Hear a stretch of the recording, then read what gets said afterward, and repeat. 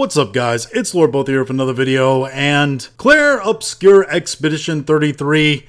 I mean, this thing, its success is astronomical, man. After only 3 days on the market, they have sold over 1 million copies. This is astounding for a small independent studio. And shout out to all the basically ex-Ubisoft devs that came out and founded this studio and proved a lot of things. They further prove that independent studios can compete with the big guys and put out a game that is worthy of being called AAA on their own. They prove that you don't need a massive team to make a very good video game, and a stunningly beautiful video game at that, because only 30 devs worked on this game. There wasn't any 2,000 devs like you had on things like Assassin's Creed Shadows. They also further proved that love for turn-based combat in games isn't fully dead. People are willing to get into turn-based combat games. If Baldur's Gate 3's success didn't prove that, well, this should prove it as well. And in terms of player count, yeah, this thing is crushing it too.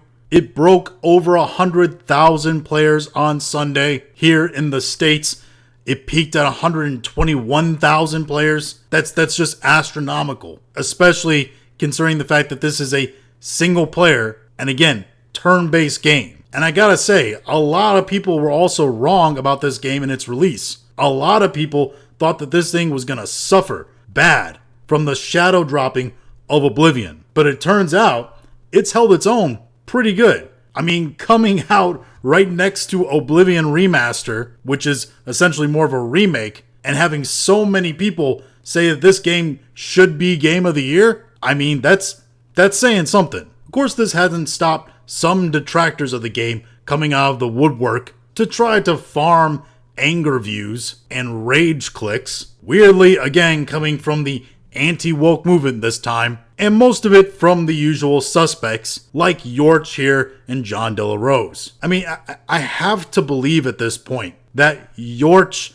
it has to be Andy Kaufman-like satire. It has to be like that level comedy of a bit, because nobody can actually be like this. No one can actually be this dense. Actually, scratch all that. I'm giving him way too much credit. What it actually is just, like I said, it's rage view farming. Because Yorch Torch Games, who I don't think actually plays games, states here, gamers, the Expedition 33 reports are true. How does a game that opens with a surrendered early 1900 Paris set to a beautiful French song end up with a town full of characters straight from south of midnight? He means black people, by the way. I say that because most people didn't play South of Midnight for a whole host of other reasons beside the fact that, it had black people in it. It breaks immersion. It disrespects European culture. This is another post that Yorch made in which he was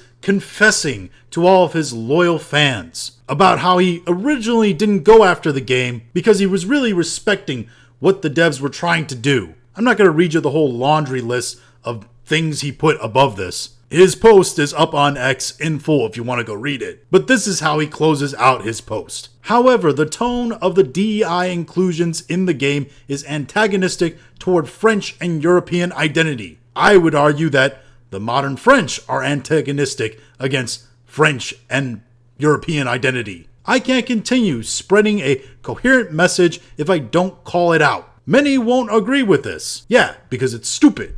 But we can't keep tolerating every single disrespect to Western identity in the form of alternate worlds. That's an interesting phrasing there. He keeps talking about the West and Western identity. All of the black people that are shown in this game are wearing European clothing, and they're not doing anything that seems very wildly African in culture. So they are adopting mostly a Western identity, a Western European culture. So is it disrespect to Western identity and culture that Yorch says he's mad at here? Or is it just the fact that there are black people in the game? Because it sounds like he's just mad because there's black people in the game. He goes on to state, If you want to do an alternate world, don't use La Tour Eiffel and l'Arc du Triomphe as your setting, only to turn it into South of Midnight. Again, by South of Midnight, he means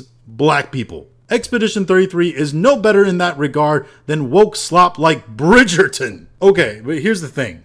1, 2 completely different medias. 2, the actual acting cast of Bridgerton is DEI because you just know that race was considered in every single casting by Netflix for that show. 3, Bridgerton is bad for many other reasons besides the fact that it has DEI in it. Even people who like Bridgerton, as in the actual book series, have continuity and big plot problems with that show. So yet again, Yorch doesn't know what he's talking about here. He's just throwing out buzzwords and names of TV shows he knows have black people in historical roles or pseudo-historical roles. He goes on saying, the game is beautiful, its art direction is breathtaking, it is definitely a promising future for the Western development, but the sneaky DEI pandering ruins the experience. DEI destroys everything. Western gaming deserves respect. Again,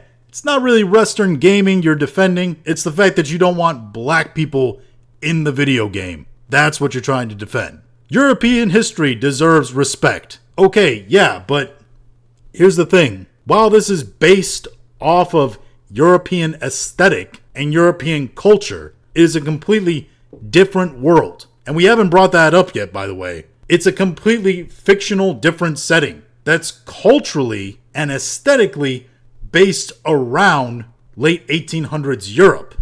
But it is not that directly. It's also, interestingly enough, a world where there are monsters in it and a gigantic paintress monster who counts down numbers every year, and everybody of that age just disappears. So yeah, I feel like they're taking liberties a little bit. And he also says Western civilization deserves respect. Again, that falls under everything that I just said.